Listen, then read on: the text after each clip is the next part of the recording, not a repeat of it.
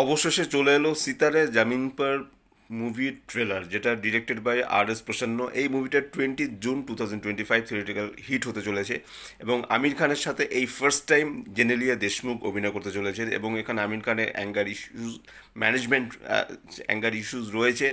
এবং এই মুভিটা কিন্তু দুর্দান্ত একটা মুভি রয়েছে, যে মুভিটার নাম হলো চ্যাম্পিয়ন।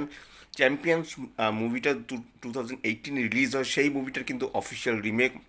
এবং আমির খানের মধ্যে যে অ্যাঙ্গার ইস্যুস রয়েছে এবং সে বাস্কেটবল চ্যাম্পিয়ন, মানে একটা টিম রয়েছে, যে টিমটা কিন্তু পুরোপুরিভাবে তারা ডিসেবল, তারা একদম মানে চাইল্ডিশ, তাদের হাবভাবগুলো, তারা পুরোপুরিভাবে সক্ষম নয় এবং তাদের 3 মাসের একটা ট্রেনিং নেবে।